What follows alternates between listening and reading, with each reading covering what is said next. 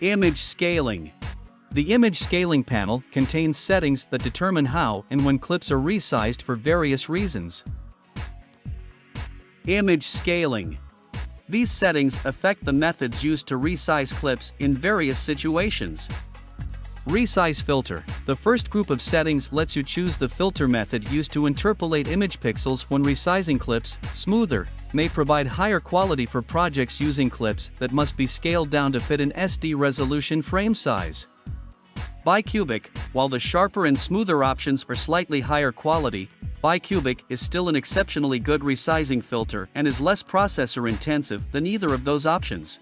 Bilinear. A lower quality setting that is less processor intensive. Useful for previewing your work on a low performance computer before rendering, when you can switch to one of the higher quality options. Sharper usually provides the best quality in projects using clips that must be scaled up to fill a larger frame size or scaled down to HD resolutions. Custom. This setting lets you take control of the exact algorithm used in all resizing operations. The custom resize filter options available are Bessel, Box, Catmull-Ram, Cubic, Gaussian, Lanczos, Mitchell, Nearest Neighbor, Quadratic, and Sync. In practice, the difference between these methods can be quite subjective. However, if you need to match a specific resizing method used from another application, you can do it here. For everyday use, the normal resizing filters in DaVinci Resolve should be sufficient. Override input scaling. Checking this box lets you choose an input sizing preset to apply to the project. Override output scaling. Checking this box lets you choose an output sizing preset to apply to the project.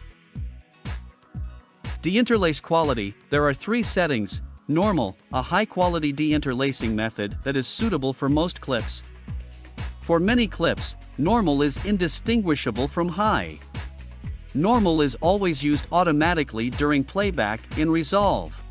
High, a more processor-intensive method that can sometimes yield better results, depending on the footage, at the expense of slower rendering times. DaVinci Neural Engine. This option uses the advanced machine learning algorithms of the DaVinci Neural Engine to analyze motion between the fields of interlaced material and reconstructs them into a single frame. This option is very computationally intensive, but, ideally, will deliver an even more aesthetically pleasing result than the high setting. Input scaling. Contains one setting, mismatched resolution files, that lets you choose how clips that don't match the current project resolution are handled. There are four options: center crop with no resizing, clips of differing resolution are not scaled at all. Clips that are smaller than the current frame size are surrounded by blanking, and clips that are larger than the current frame size are cropped. Scale full frame with crop. Clips of differing resolution are scaled so that the clip's shortest dimension is fit to match the frame. Excess pixels are cropped. Scale entire image to fit the default setting. Clips of differing resolution are scaled so that the clip's longest dimension is fit to match the frame. The shorter dimension has blanking inserted, letterboxing or pillar boxing. Stretch frame to all corners, useful for projects using anamorphic media. Clips of differing resolutions are squished or stretched to match the frame size in all dimensions. This way, anamorphic media can be stretched to match full raster, or full raster media can be squished to fit into an anamorphic frame. An added benefit of this setting is that it makes it easy to mix anamorphic and non-anamorphic clips in the same project. Output scaling. These settings let you optionally choose a different resolution to be output via your video output interface for monitoring, outputting to tape, or rendering.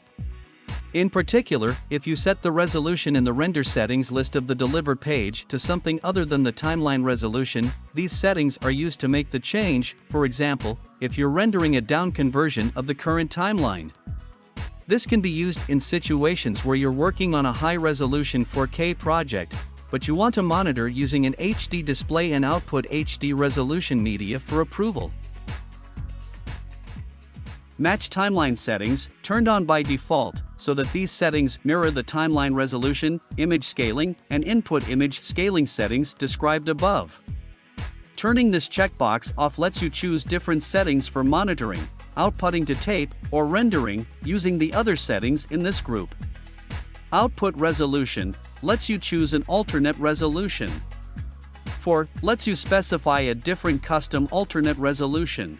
Pixel aspect ratio lets you specify an alternate pixel aspect ratio to match the alternate timeline format. Mismatched resolution files lets you choose an alternate way of handling mismatched resolution files given the alternate resolution you've chosen. These options work identically to those of the input image scaling group. Superscale sets a very processor-intensive and high-quality upscaling algorithm that actually creates new pixels for the resized image. The possible values are none, 2x, 2x enhanced, 3x, 4x, and auto.